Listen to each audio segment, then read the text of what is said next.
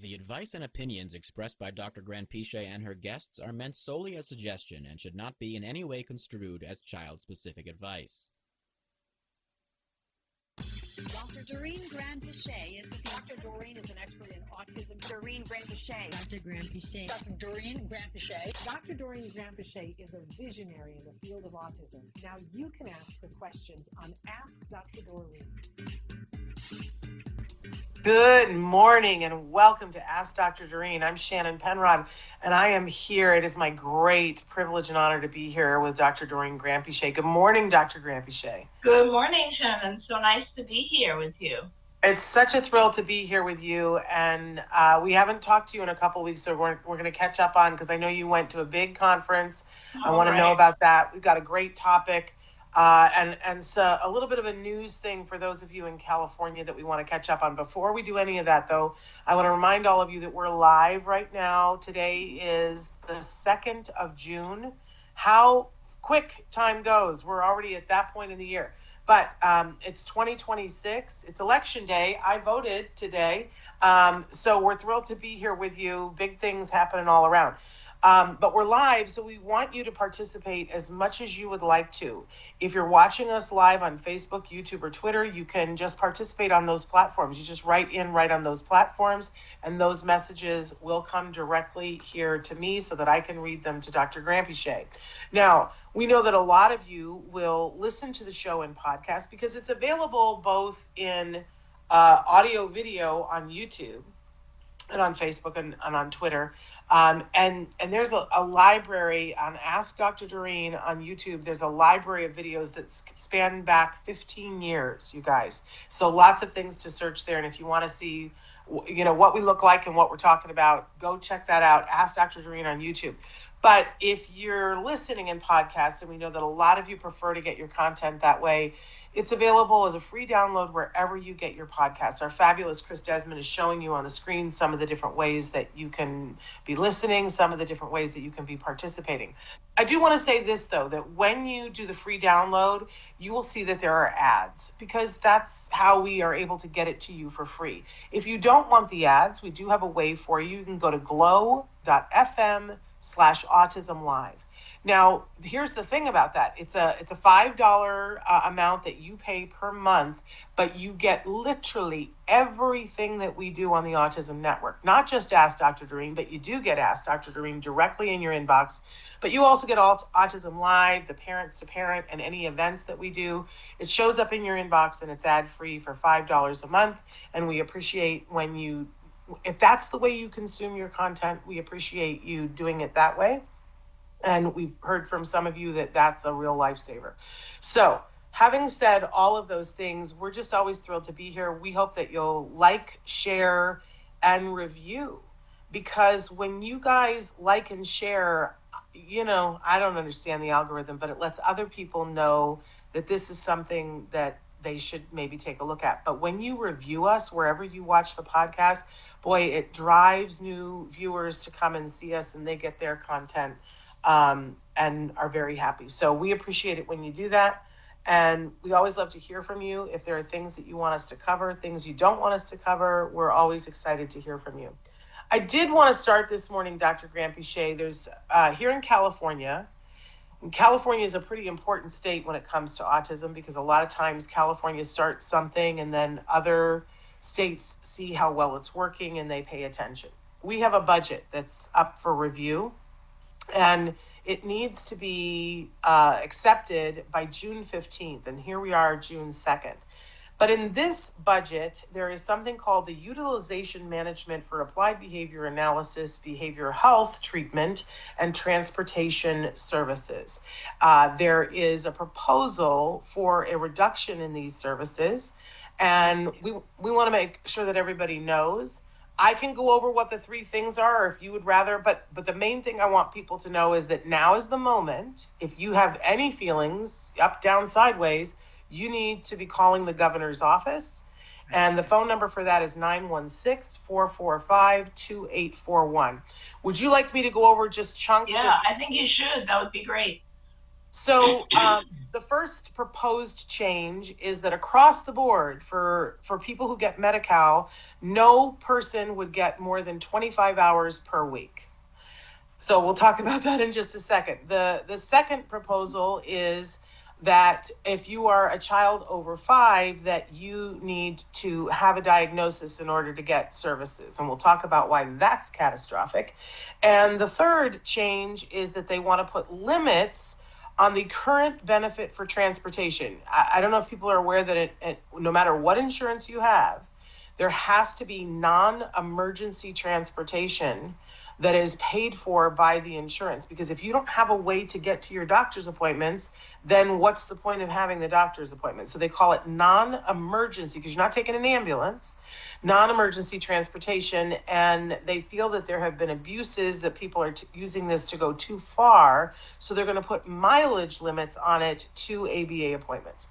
Now, all of these things make me want to just spit fire and throw things. And we talked a little bit about this. If you guys watched last Wednesday's show, we talked about that. But I really want to hear from you, Dr. Granpeesheh, an expert in this field who has been doing this for a long time. I think anybody who's in the know sees how these 3 things will be catastrophic to the care of California children. But I'd love to hear from you. What say you? Well, I mean, the transportation issue is in and of it, they're all big on their own, right? So the transportation issue, we currently know so many people that depend on this transportation in order to get services for their kids. So that's one thing. The diagnosis issue is terrible because there are not enough diagnosticians. So if you have to get a diagnosis, it will delay services drastically. There are states where you have to wait for a diagnosis for a year. So, I mean, that in itself is extremely bad.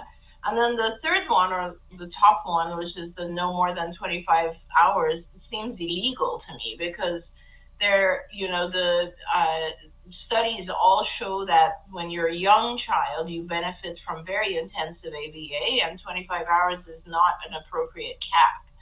So, and these are just things, I think, Shannon, these are coming about just because, recently in the past few months, Medicaid across the country has been investigating ABA, and there have been some people who have just are crooks, like people who are they're not in the business of ABA, and they have been stealing from Medicaid. And, this happens in every field, not just, of course, it's one of those things that that Medicaid investigates and finds out. This is why it's so difficult to deal with Medicaid, because they have so many hoops that you have to jump through in order to just get the funding, and they constantly audit and so on.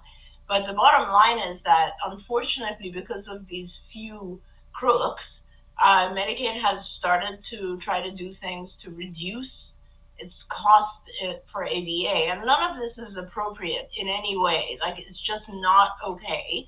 And I think it's extremely important for parents to be calling the governor now, because really this kind of thing will seriously cause harm to a lot of kids and will prevent them from getting access to care. Absolutely. And I'll be honest with you, I think that all 3 of them are illegal. And I think that, it'll be slogged out in the courts for years, but the kids who will be affected are going to miss a window where they could get treatment that would be life-changing. I said this on Thursday, and then I thought more about it over the weekend, that, in a very real way, insurance coverage was different when my son got treatment. But I made a point of saying that my son, for his first year, got 40 hours. That was what was prescribed for him. That was what he needed, and that's what he got because the great state of California at the time, before insurance paid for it. And I can tell you, I just got back from traveling all weekend with my amazing son, who just is, everybody just kept saying, what a lovely gentleman and how helpful he was. And he's a taxpayer. He's a working taxpayer now, and is an amazing member of society. But if we had had a cap on 25 hours, I don't know where we would be, but we would be needing assistance that would cost the state money right now. Right. So, it's an equation. I don't think any of it's legal, but we need to fight it. So again, the phone number for the governor, 916-445-2841. You need to have your voice heard. Now, I know because I've called, they're going to ask you, what is this regarding? And it's a lengthy thing. So I'm going to repeat it again slowly. It's the utilization management for applied behavior analysis, or you could just say ABA, / behavioral health treatment, or you could say BHT, and transportation services. Or if you want to just be quick, you can say, I'm calling about the ABA and BHT and transportations, the proposed changes in the budget. Use the word autism and let them know that you're a voter and let them know how you feel about it. Because we see that your voice is so important right now, and that changes are made based on what people say they won't withstand. And this is not something to be withstood. So I also said, I think that there is an element to this that is racially charged, because it's effectively saying that this population of kiddos, which is an underserved population, and a lot of them are Black and brown, that they cannot get their full prescription. It's a denial of access to care on the most basic level. So be heard, speak up, because it takes a village. Anything else you wanted to add to that, Dr. Granpeesheh? No, I mean, I think it hits us a lot because we deal with this. Just today I was talking to a parent of a 2-year-old. Yeah. And, obviously this is one of those cases where I know, as I'm talking to this parent, that their child is going to benefit tremendously from a 40-hour-a-week program. And I see an incredible future for this little girl. And if something like this had passed, then obviously they wouldn't be getting 40 hours, which is just heartbreaking, and it's sad, because the kids who need it and don't get it, then I've also seen that. Yes, we've all seen that, and that's not what we want to do. Again, the phone number, 916-445-2841, 916-445-2841. Okay, on to today's topic. Today, our topic is, what are the benefits of ABA for quote-unquote high-functioning kiddos and teens? I hate the term high-functioning.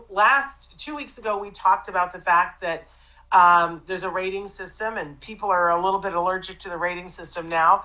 I think anytime we're talking about people and putting labels on, it gets squeamy. But a lot of the questions that we had written in use the term high functioning, so I'm just giving the across the board apology. I think it's really hard to put anybody into any kind of a box. But we want to hear from Dr. Granpeesheh on all of these things. I'm going to start with this first question, but you guys can be writing in. And by the way, you can be writing in on any topic. It doesn't have to be about this one, but we do have a lot of questions about this. Dr. Doreen, my son was recently diagnosed with autism with a 1-1. I watched your show, so I knew to ask for both numbers. Right. He will turn 5 this summer. We live in Philadelphia and had some difficulty finding ABA services, but we are about to start any day.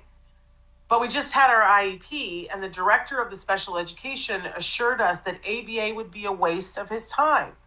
I am so confused. He is supposed to start with 25 hours a week and ramp up to 30. Insurance has already approved it. The school recommended not doing any. What will my child miss if he doesn't do ABA? I want to ask, why would the insurance pay for 30 hours of anything if it's going to waste his time? But okay.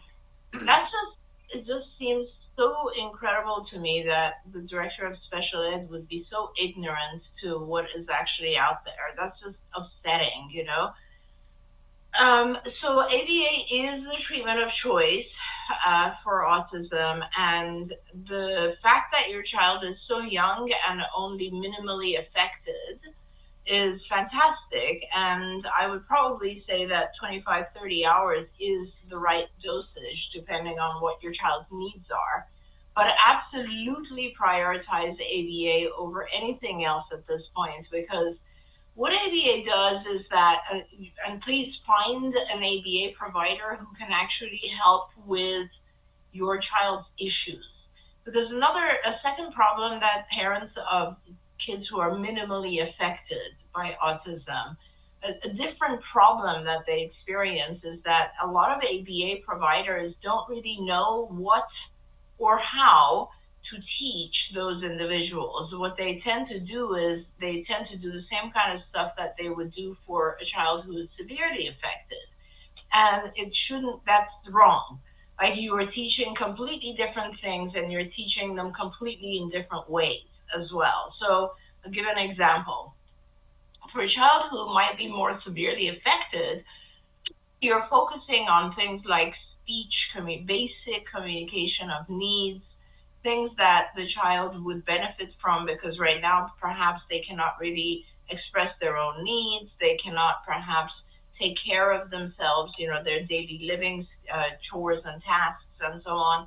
They can't really understand a lot of what's going on around them, and therefore they have learned to express their frustrations or their needs through challenging behaviors, and also maybe they have become somewhat isolated and they have a lot of what we call self-stimulatory, repetitive types of behaviors. An individual who's a 1-1, who's minimally affected, it very likely has speech and should now be working on cognitive concepts and more advanced communication or language, social language, social behavior, cognitive behavior, executive functions, things that are much more of an advanced nature. For example, how do I join a group of kids and interact with them without seeming different, or how do I interact with a group that's already talking about a subject, maybe a subject that I'm not interested in. How do I, there's a lot in communication, Shannon, we've spoken about this a lot of times before, where a child who might be a 3-3 and needs a lot of support is really just learning how to say things like, I want my drink, or whatever, very basic speech, whereas an advanced child or a 5-year-old who is minimally affected might be learning things like, how do I interact with one other person who I don't know very well? How do I interact with a group of 3 other kids who are talking about a subject that I know nothing about? How do I enter their group, introduce myself? How do I know how to repair the conversation if the conversation should go to a different topic? How do I know how to share, take turns? Like, a lot of much more abstract stuff, and that's just conversation. There's things like social behavior, like how do I know by looking at someone how they feel and what they may have experienced, and how do I show sympathy towards that? And, what are the right types of behaviors that I have in a classroom, let's say with a strict teacher as opposed to a not so strict teacher? There's just so many things, or cognitive and executive functioning skills, like, I wonder why this person doesn't feel so good today, and how can I help them feel better today? And just, there's so many advanced skills that a 5-year-old of this nature would need to learn. A lot of ABA providers, unfortunately, aren't very familiar with those types of concepts, and they don't teach those types of things like perspective taking and understanding things from other people's perspective. And there's just a huge amount of stuff. So I do recommend for parents who reach out to us, first of all, definitely get your 25 to 30 hours, extremely important. Prioritize it over school, over anything else, because your academic skills, you'll have an opportunity to teach, to learn later. But what you will miss out on right now is teaching your child all the basic communication and social behavior that they need in order to be successful and in order to develop self-esteem in the school, amongst peers, and so on. And if you find an ABA provider who doesn't really seem to know a lot of this stuff, then go on our online on Skills, the platform that we built many years ago, and it has an incredible curriculum and go in there and access the cognition, social, and executive functioning curriculum areas, and you'll see hundreds of lessons and lesson plans that will allow your child to really be taught the right things.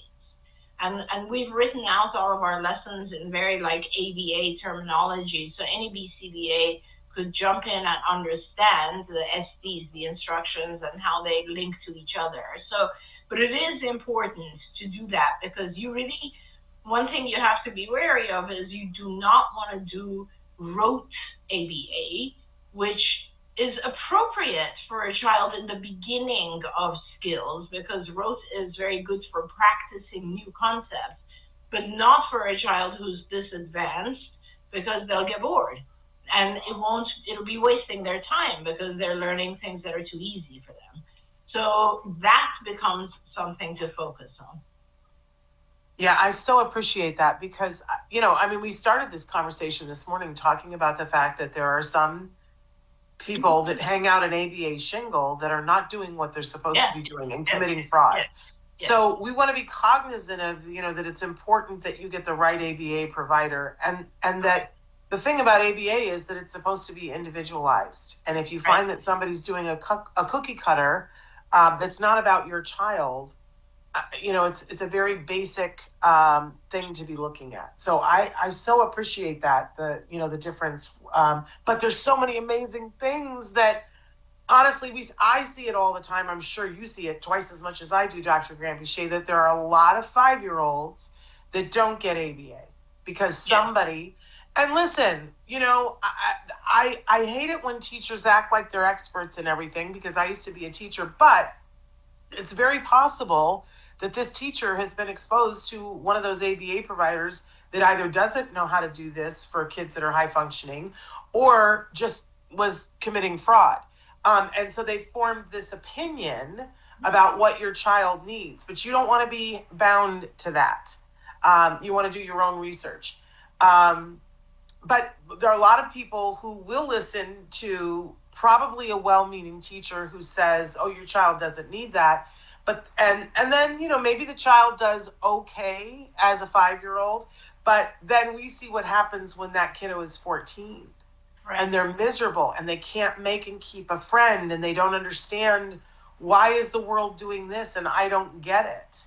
And then they have to do ABA then. Well, that kind of feeds into our next question. Is 13 too late to do ABA with a kiddo who is largely doing okay, just struggling with making friends and getting along with other kids? Yeah.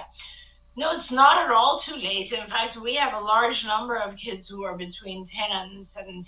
So, and this is exactly kind of what Shannon was just referring to. It's a lot easier if you can teach the child when they're a little bit younger, but no doubt and it's so important to do it for the 13-year-olds, because 13-year-olds who are kind of in the mix but not really they are in jeopardy of developing depression, because what happens is they will join a group and struggle to join the group, and the group will inevitably not include them as much as they should. And then the 13-year-old starts to feel like something's wrong with me, or I'm not good enough and I can't mix with these kids. And they feel bullied even if the kids are not trying to bully them, right? And they feel left out. Excuse me. And so I think it's so important to work with those kids, because they have to learn there's nothing wrong with them, and there's just a few little skills that can help them fit in better and help them make friends, find the right friends, first of all. I mean, honestly, there's a huge difference between not having any friends and having just one friend. Just one friend can change who you are.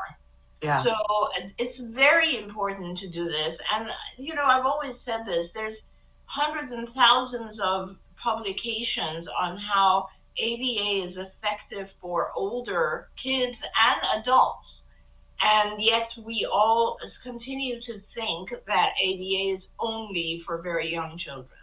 Yeah, it's mind-boggling. But I so appreciate you saying that it's, teaching them that there's nothing wrong with them. And I always think about, how there are some restaurants that you walk into and they're sort of self-serve, but you're not sure, and there's no sign that says get in line here, order here, start here. I always have to stand back and go, what's happening? Yeah. And wish that I always go, what are the rules? Can somebody tell me what the rules are so I know where to go, what line to stand in? And it's not about, a lot of times people get very sensitive about, well, I don't want to make my child fit in. Okay, but I can tell you from having a child who, had issues that he would say to me, I just want to know, what do I need to say to get them to play with me? It's not that he was going to change, but what do I need to say to get them to, how do you get them to play with you? And he learned how to do that. He was taught. And then you have a skill and you decide in the moment, do I want to use this skill or not? Do I say, oh, I don't really want to play with those people? It's not, right. It's giving you a skill and then you get to decide whether you want to deploy the skill. Right. But setting our children free and not telling them what the rules are and not giving them the skill to succeed always feels tragic to me. Right. So, okay. Next question. My son has a diagnosis of autism. It surprised us because he was talking like a magpie, but I see that he has other symptoms. I have 2 girlfriends with older children, and I watched them take very different paths. When they were little, my friend's daughter was diagnosed with high-functioning autism. She was talking but had lots of sensory issues. Her mom was adamant about not doing ABA and that she didn't need it and she wasn't going to stigmatize her. Interesting. Excuse me. My other friend had a son who was diagnosed as moderate to severe, and he wasn't talking at all. She did tons of ABA therapy with her son. Now I see them. They're both turning 18 this summer, and the difference between them is huge. The girl has lots of sensory issues and regular meltdowns. She struggles visibly with all kinds of things like not touching herself or other people inappropriately. I see that she requires a great deal of supervision on a regular basis. The boy, on the other hand, is getting ready to go away to college. He's very verbal now and can hold a conversation with any of us without help. Is this the difference just a fluke? Is it the difference in the sexes, or did ABA really make that big of a difference? Yeah, it's a great question. And I would say that is exactly what ABA does. And that is why we are so upset when we hear things like, Medi-Cal is trying to limit access or limit the number of hours. Good quality ABA is like practicing all the tools and skills you need in order to succeed and thrive. So it's just really that simple. The more you practice, the better you're going to be and the more you're going to be ready for life. And so I'm really glad to see that you've seen this kind of difference, because I hate parents who have young children letting time go by, right? It's so vital. And the reason we always say to start as young as possible is lots of different things. First of all, your brain is a lot more flexible when you're younger, so you learn a lot more. But secondly, you just have fewer demands on you. School is not a huge, academics are not required of, let's say, the 4-year-old. And you have just more time. And you can use that time wisely, right? And third, the more you know when you're younger, the more you have experiences later that are just supported by the fact that you have better skills, right? Just like as kind of what I was saying before, you'll end up having kids, friends for your child when they're younger. Your child will have more success, more self-esteem. Yeah. They'll go through life with better communication, better social ability, and so on. And so it all kind of builds on top of each other. So I think this is exactly what ABA does, and I feel bad for the individual who didn't receive it, but again, it's still not too late. They can perhaps still benefit from some ABA. Yeah. I always go back to the idea of compound interest. And the story that slayed me years ago, and I know I've told it here before, but there was a mom that called me because she said, Shannon, I don't know what to do. Her twins, who were 4 years old, had started services at the same time.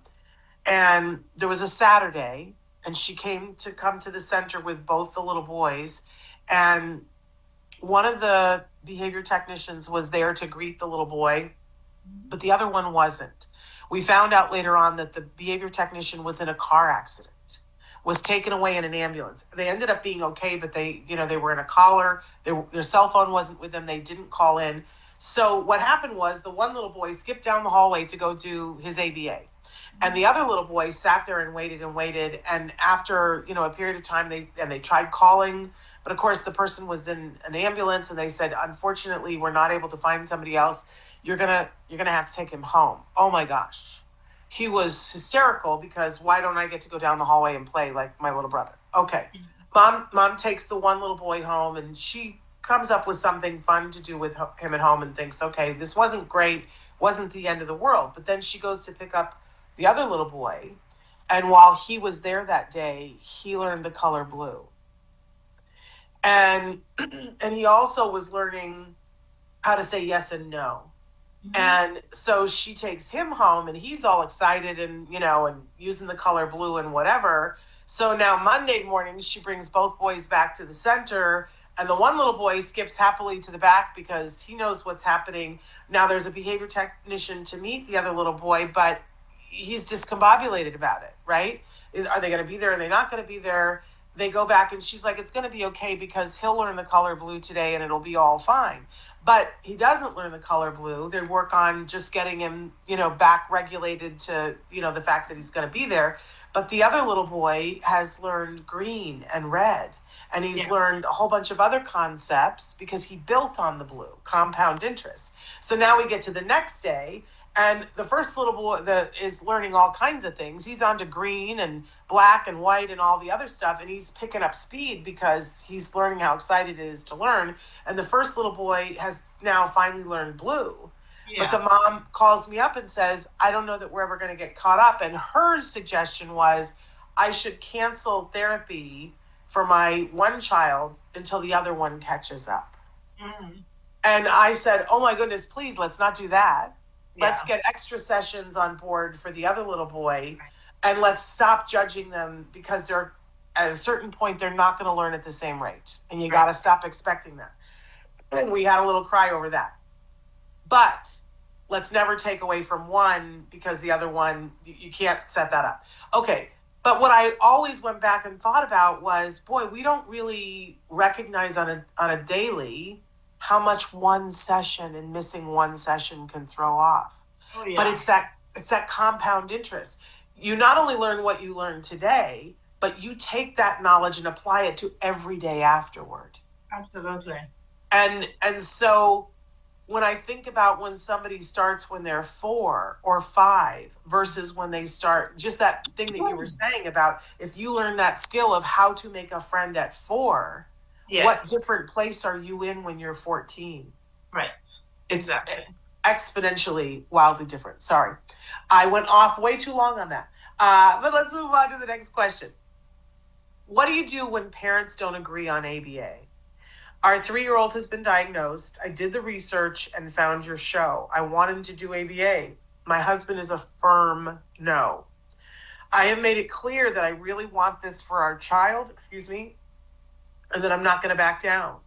I have left all kinds of studies on the coffee table and asked him to read before he says no, he won't.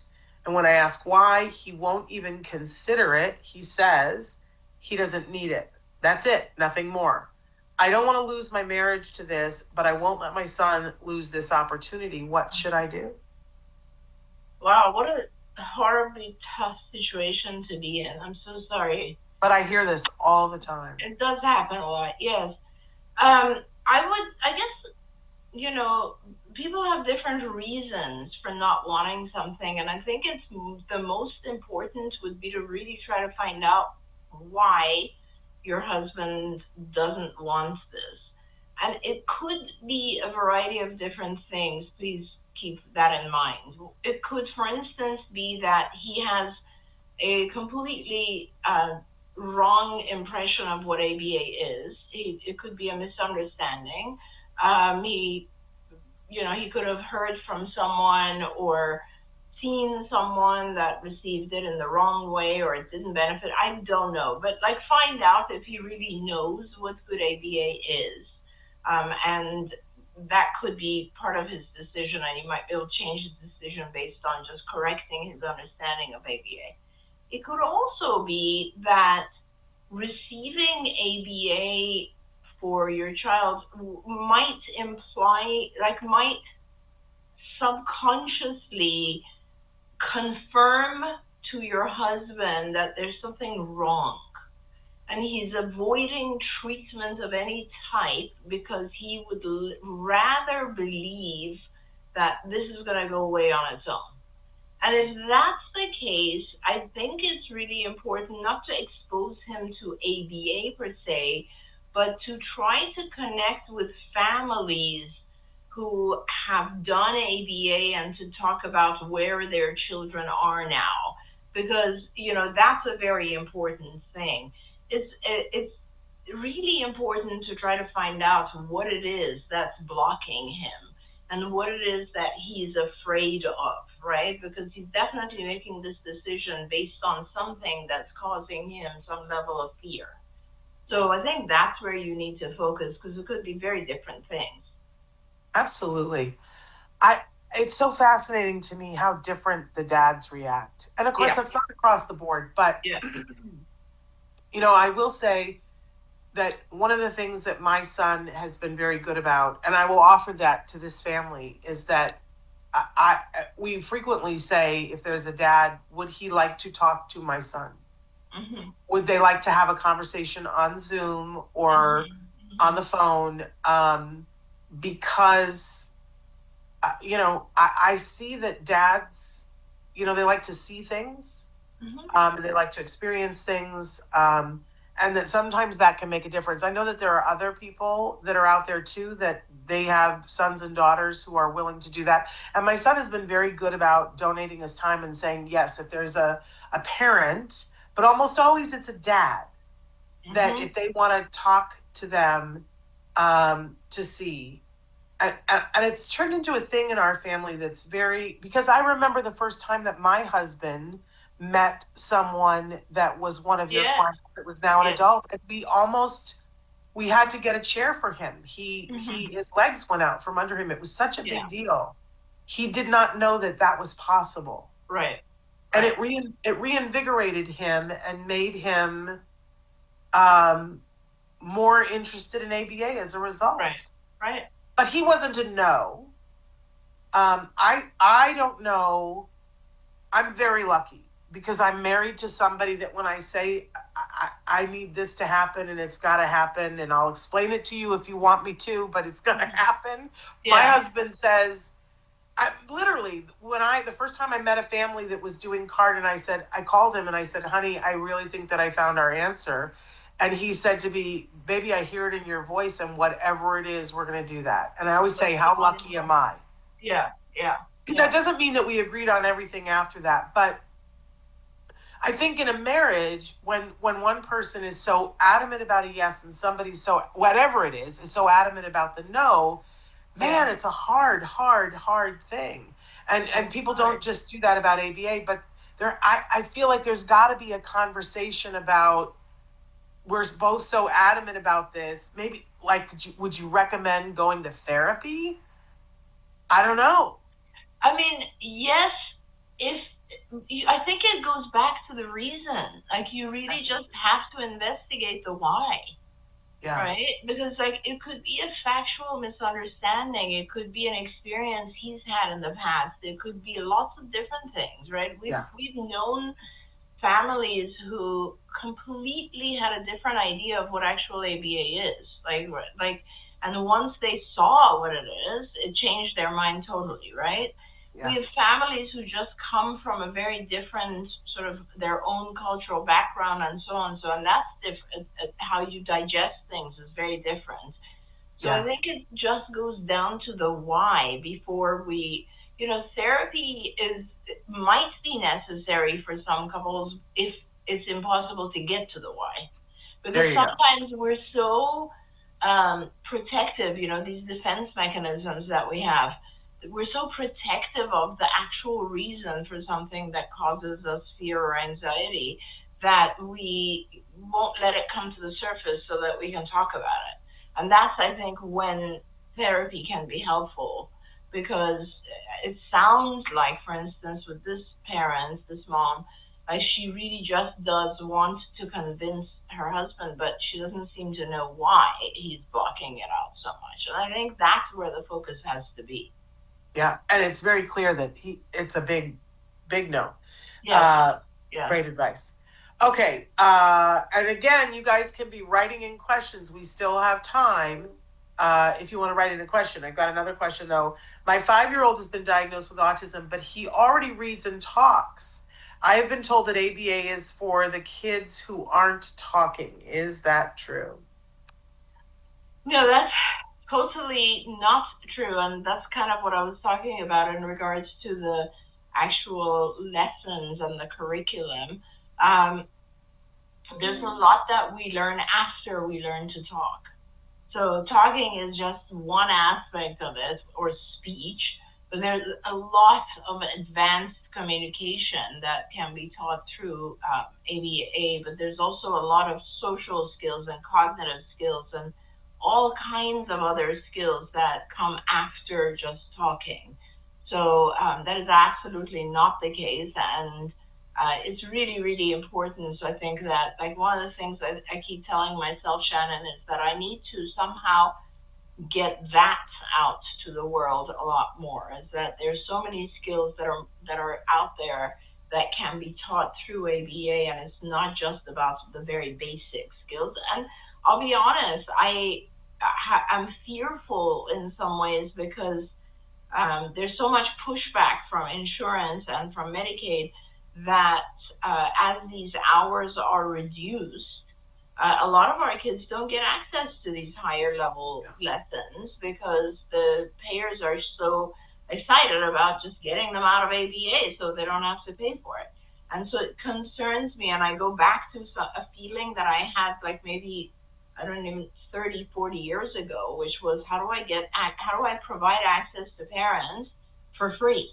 Because their children are just not going to be able to access this stuff because payers are pushing back so hard.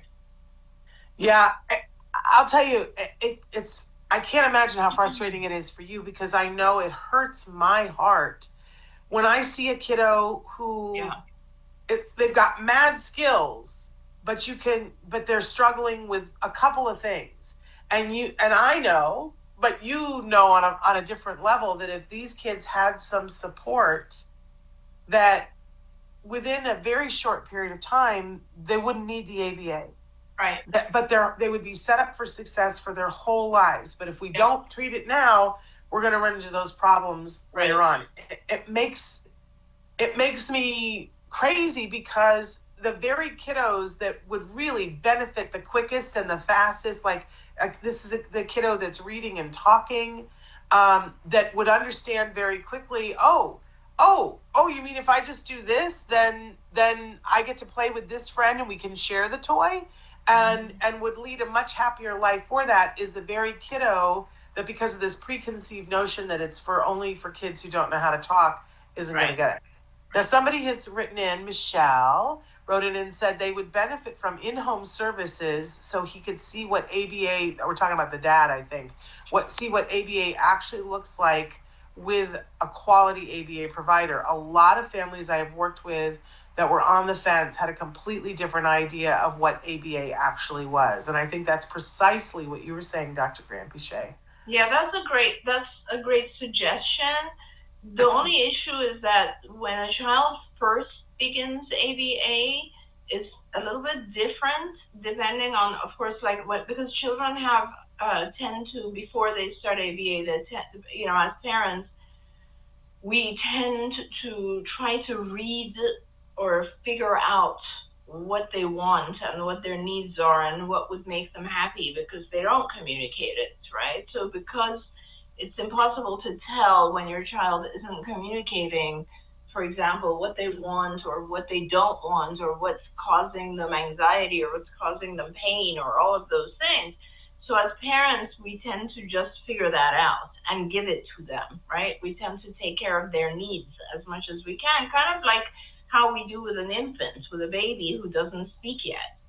And so what happens is when ABA comes in the beginning, in order to develop language, we kind of require that the child start to use their speech more instead of us figuring out how can I help the child, right? Instead of like taking care of their needs. We actually produce needs so that the child can talk and learn to communicate.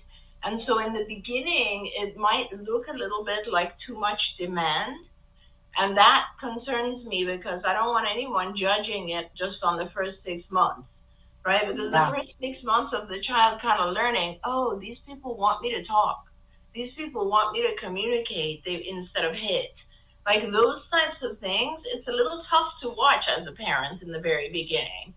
So that's the only thing that would concern me. But I appreciate what you're saying. And if you do see, like some children, take to ABA right away and they just love it and they just can't wait for their therapist. And yeah, that kind of if that was this case, then I would definitely say it would be beneficial for the dad to watch. Or dad could just go to a clinic. I mean, we welcome parents who are considering ABA to come to our clinics and see how all of our kids are interacting with their therapists, and that's a beautiful thing to see. Yeah, this just made me realize because years ago, you greenlit and were at the forefront of showing ABA in the proper light because there was a little boy that the family agreed to have the process videotaped, and there was a series. And then a day came when the family reached out and said he's on YouTube a lot now, and we would like to give him a few years to find himself as a teen. But it's pretty much time I need to reach back out to them and say, where are we with this? Can we? Yes. Can we make this? Find out anyway. Yeah. Yeah. Can we make this more available? Because what they asked, and I think more people should know this about you, because they had signed away everything. They had said, we want to participate in this. It's important to us to participate. And they signed away and said, you can film everything. You can show everything. They agreed with everything.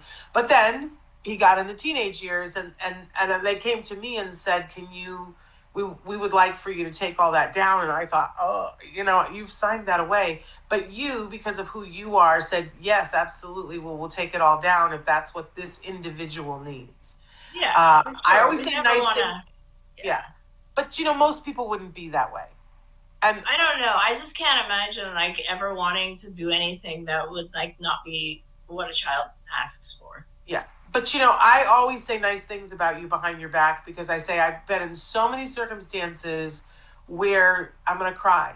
I've been in so many circumstances where you could have made any other decision that a million other people would have made about money or convenience or whatever, but you always make it about the individual, and it's part of the reason why I always say I would follow you into a burning building because I would know you went in for a good reason. Thank you. You are who you purport yourself to be, and I've seen you do that for 20 years now, and people should know that about you, that I have the most respect for your character. It humbles me on a regular basis. You are a better person than I even hope to be. So there we go. So much. Anyway, but do reach out to that family now that you mention it. I'd love to know how they're doing. I absolutely will, and maybe if they're in a place where we can show that again, because it was a fabulous series that showed a real little boy, and it showed over a period of 3 years of the progress that he made and how in the beginning it was slow going, but then he just soaked it up like a sponge and was a happy little customer. Yeah. And he's got to be getting, close to 18 at this point. So I'll reach out. anyway, I really want to make sure that feel free, people, to ask for what you need. Because if you have preconceived notions about ABA, it's funny because I found myself asking somebody this question this weekend because they were 100% sure about something and 100% adamant. And I said, I hear that. But what if you're not right? I always like to leave room for the fact that I might be feeling something, but what if I'm not right? Because I want people to imagine, okay, you're at this juncture, your child is being offered services for ABA and your insurance is going to pay for it. First of all, I like to say to parents, why would insurance pay for it? Yeah. If it wasn't proven to be effective, why would insurance pay for it? That should be the first question that should ding around your head. But ask yourself, okay, I'm at a juncture here. I could do this or not do this. And let's play a little Dickens thing where you think to yourself, what if I could go 10 years into the future and I didn't do it? Mm-hmm. And what does that look like? But if I do this and go 10 years into the future, what's the potential? And ask yourself, how are you going to feel? Because I'm a big proponent of, if insurance is going to pay for it, you should at least give it a college try. Right. The research shows, and I'll tell you something, because one of the things that I care about most, I care about our kids having the opportunity. And I care about parents' stomachs afterwards, because if you feel 10 years down the road, oh, I didn't give them that opportunity, I know how that's going to sit on your stomach. Right. It's not going to feel good. Whereas if you say, okay, we did this, we tried this. I always give people a challenge, Dr. Granpeesheh, when they're starting. I say, why not give them the opportunity, do 3 months, and I'm hearing from you, I should say 6, but 3 months of giving them their full prescription that was recommended for them for their ABA. 3 months, and if at the end of 3 months you don't feel that there's like something to get excited about, you can make a different choice. Right. And I've been saying that for 10 years, and in 10 years there's not been a single family that after 3 months called me up and said, yeah, we decided it's not working and we're going to stop. But I've had countless people call me and say, I had no idea my child could learn that much. Right. No That's idea. So important. Yeah, right. And you made me think, we only have a few minutes left, but I wanted to mention the ABAI conference that just took place, right? Yes, please. And so we went to the Association for Behavior Analysis International Conference that was in San Francisco. And it was fantastic as usual. And we had a lot of really, really good talks. I'm trying to get a copy of a talk that was done that I couldn't attend because I was attending a different talk. But it was a colleague of mine from UCLA, Sven Eikeseth, and he was here from Norway with his colleague, Eldevik, and they were doing they presented a study that they've done on intensity and how important intensity is. So I'm really, really want to see what their PowerPoint was, and I've requested it. But there were a lot of very interesting presentations. Our own Julie Kornack, of course, was there, and she presented on new billing codes that are coming out, and she told everyone that the codes are changing and how important it is to understand the insurance codes and how we can use them to help our kids and help our patients. And I, of course, have a series that the ABAI is kind enough to do for me every year, which I invite a physician to speak, and because I'm very adamant about trying to teach BCBAs about the medical side of autism. And this particular talk was about kind of how physicians who work in hospitals have such a difficult time understanding how they should behave with individuals who have autism, and how the hospital setting is just such a difficult environment.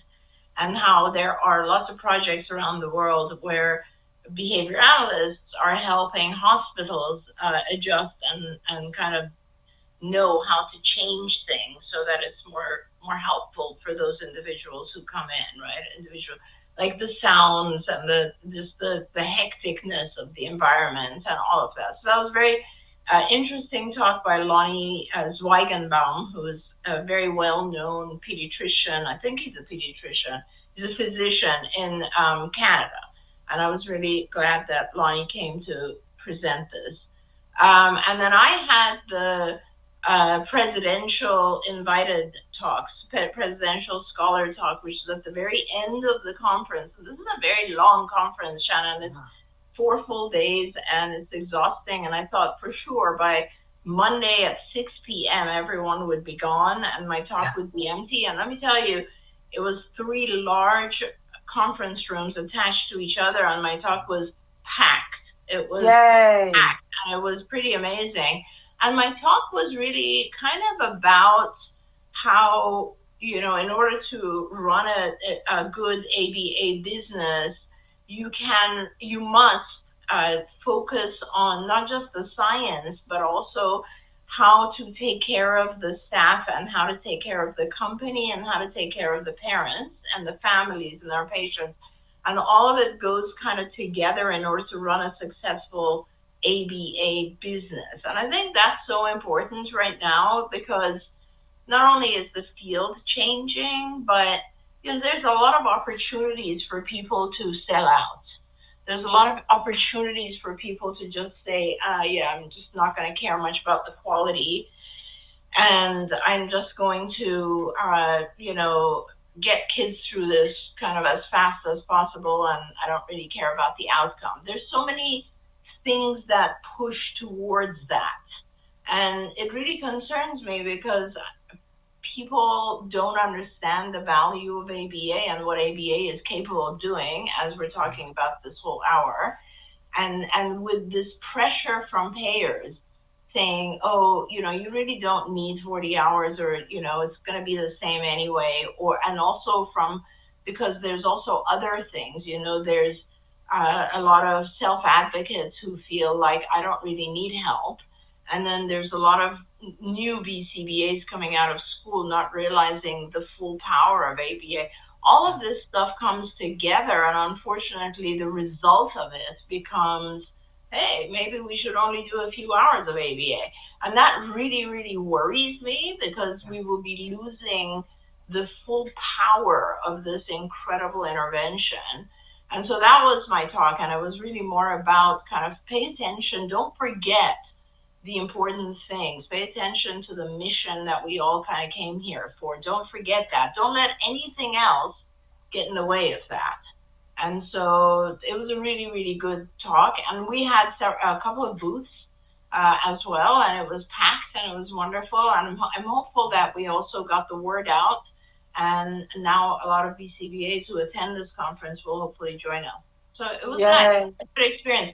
It was also very exhausting. So I really want to thank all the card people who were there and kept things going at our booths. And it was really nice. What a wonderful, wonderful thing. How exciting. Thank you for sharing that with us. I know you have to get to another meeting, but again, I just want to thank you for being that person, but also for sharing that with other people, Dr. Granpeesheh, because thank you so much. And I just want to say from somebody on the inside, I see you walk that talk every day. Thank you. And you too, by the way. So many things that you do, I think to myself, gosh, if there were more people who just walked that talk, we would be so further along. You know? Man, I can only say that I try to learn from you and I, try to emulate, but nowhere near it. But thank you for sharing that with us, and thank you for sharing that with those BCBAs, because I think that's important. We want to be like-minded people. All right, we got to let you go. Don't forget tomorrow, you guys, Dr. Molly O'Shea is going to be with us to talk about water safety. We're in June. It's Water Safety Month. We're really wanting to prevent death by drowning for our kids. Tune in tomorrow, and she's going to share some amazing tips of how we deal with water safety tomorrow. Until then, give your kiddos a hug from me and one for you too. Thank you, Dr. Granpeesheh. See you tomorrow. Bye-bye for now. Bye-bye.